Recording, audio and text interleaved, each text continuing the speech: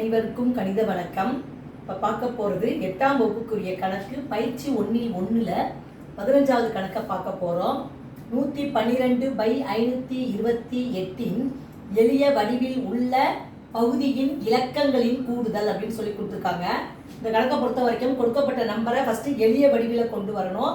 கொண்டு வந்த பிறகு பகுதியில் என்ன நம்பர் வருதோ அந்த நம்பரை கூட்டி போடணும். இலக்கங்களின் கூடுதல், பகுதியோட இலக்கங்களின் கூடுதலை கண்டுபிடிச்சி போடணும். ஃபர்ஸ்ட் நம்ம கொடுக்கப்பட்ட நம்பரே 112/528.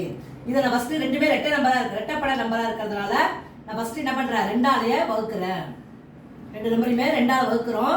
112 2ஆல் வகுத்தோம்னா என்ன கிடைச்சிரும், 5 10 மீதி 1 12ல 6 2 12 டிவைடட் பை 528 2ஆல் வகுத்தோம்னா 2 2 4 மீதி 1 12ல 6 2 12 4 2 8. திரும்பவும் என்ன பண்றேன், 56 வாங்குறது ஒரு இரட்டை எண். இதுவுமே நம்ம என்ன பண்ண போறோம், 2ஆல ரெண்டு பக்கமும் வகுக்கிறோம். ஒரே நாள பகுதியின் தொகுதி ஒரே நாள் வகுக்க வேண்டும். இப்போ பாத்தீங்கன்னா 56 2 வகுத்தோம்னா 2 2 4 மீதி 1 16ல 8 2 16 டிவைடட் பை 224 2ஆல வகுக்கிறோம். 1 2 2 6 2 2 4. இப்போ திரும்பவும் ரெட்டைப்பட நம்பரா இருக்கிறதுனால திரும்பவும் நான் என்ன பண்றேன், 2ஆலேயே தொகுதியும் பகுதியும் வகுக்கிறோம்.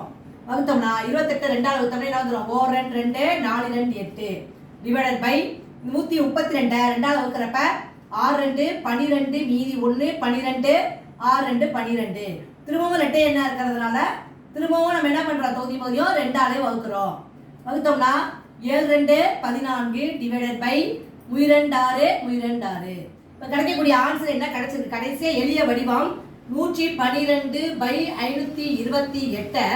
அதோட சுருக்கிற பிறகு கிடைக்கக்கூடிய வடிவம் என்னது, 7/33. நமக்கு கேட்கப்பட்ட கேள்வி என்ன அப்படின்னு பார்த்தீங்கன்னா, பகுதியின் கூடுதல், பகுதியில் உள்ள எண்களுடைய கூடுதல் எவ்வளோன்னு சொல்லி கேட்டிருக்காங்க கணக்குல.